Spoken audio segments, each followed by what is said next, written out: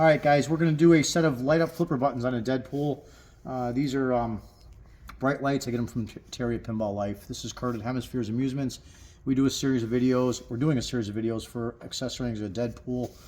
Mostly all the stern accessories. So check out our other videos if you're looking to install art blades or shakers or whatever, because this game's going to have most everything but not the kitchen sink. I'm going to start with the right flipper button. So basically a flipper button just closes a leaf blade switch. So when you're done putting these in, you want to make sure this blade is not stuck closed.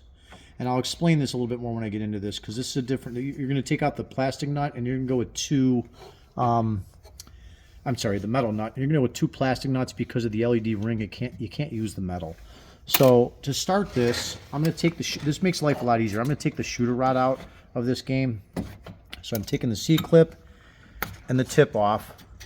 There's a video also on how to change the shooter knob, but basically flat washer, spring washer, your spring, your plastic flat washer, and then I just take the shooter rod out. Put these aside. I'll put that back in when I'm all done. I will then be taking out this 1/4-inch nut and washer. You don't need these.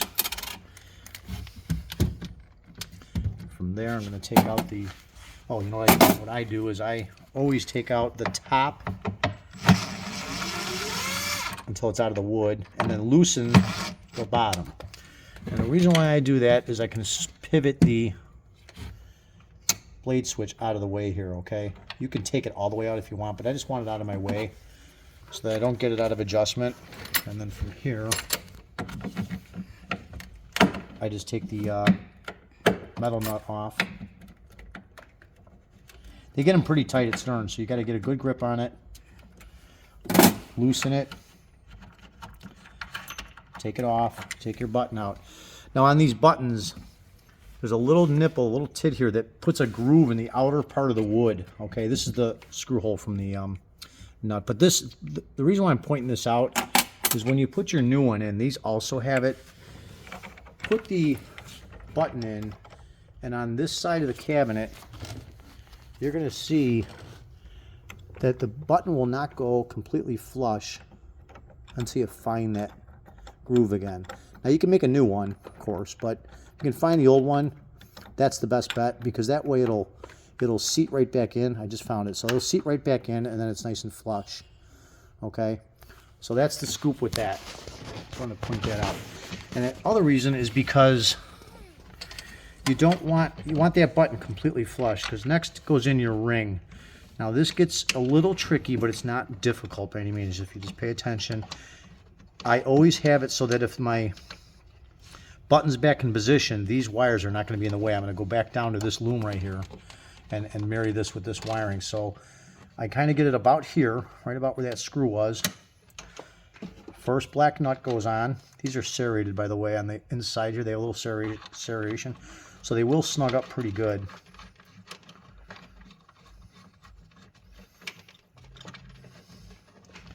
Now in the beginning I was finger tightening these pretty snug. I do take a pair of pliers and just go a little snugger. You don't want to go ape crazy and bust the LEDs, but I've had these come loose. So I just go a little bit more. And the other reason is because if you don't, I've also seen where on the button itself, if this is not flush and you put this together, your flipper will be stuck shut. So you want to get both these nuts in pretty much all the way. So I'm going to go ahead and snug up the second one with the pair of pliers. This is the other reason why I get this flipper switch out of the way. So I'm only on the second one right now, not both. Snug it up. Don't go hog wild. Just get it, and they're not coming off now. Then go ahead and thread your 2 1/4-inch screws. Now it's really important on this aspect that you don't use a power tool. You're going to use a 1/4-inch nut driver. Pause that for me. You're not. There you go. You're going to use a 1/4-inch nut driver. Don't use a power tool for this, because as it is, stern does, and half the time they're already stripped out. So just get them to where they're snug. Don't over tighten. And then just double check again make sure you have a gap here between the first and second blade. And if you don't, I have a video on YouTube of this too. Just pull that out just a tad so you have a little gap there. So at the end of the day, you want to make sure, trying to focus in here for you, that blade is apart. That's where your flipper makes contact, right there. Boom, okay? So by closing that or opening it, that's your contact. So just make sure they're not stuck shut when you're done. So that's side one. I'm going to pause the video for a moment. We're going to go to side two. Go.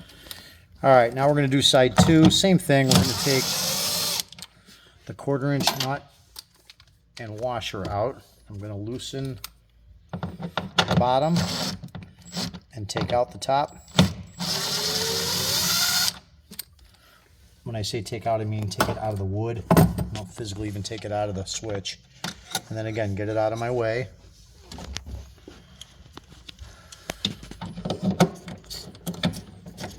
There is a tool for this that Stern uses, but you really can't use it on the install because those plastic nuts are a different size. I just loosen it. Once it's cracked loose, you can get it off by hand.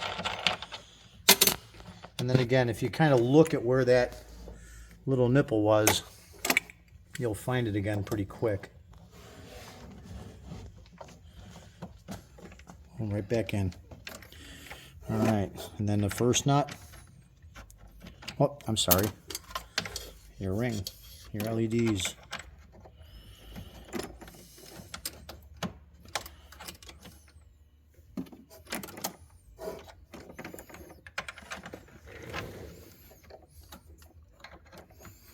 I get the first one on, and then I'll reposition my LED ring where I want it.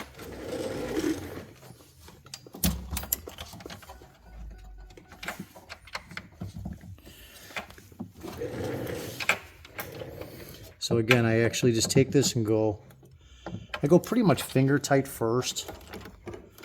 About as tight as you can go with your fingers. And then maybe just another, you'll know, it's by feel. Just don't go hog wild crazy here. Just a little bit more. And then take your second nut. This is a jam nut, basically. It keeps the first nut from coming loose. Snug it up, and it's not coming out. Position your flipper switch back in position. Again, no power tools.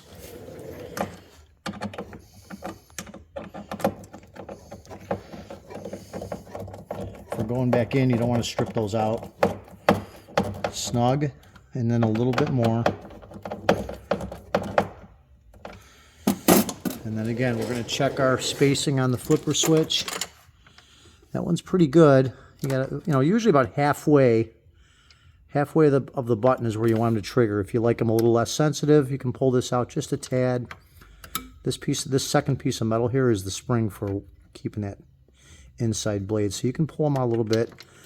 That's too much, so you just push it back in a little bit. And that's pretty good right there. I just like them about halfway and then a little more travel. That way you know it's closing. From there, you have two sets of wires that meet into one on this kit. So I'll run the wiring nice and clean and all the way up and through. They plug into a connector. I've already plugged this in. You got a fuse, and it plugs into the node board up at the top here. Okay. And then you have a 3-pin connector. And you do have a controller unit that come with these. I'm now going to liven up my playfield. By the way, this is an interlock switch right here. This switch is what the door, this white switch is what the door closes and pushes in. You can just see everything lit up on the game.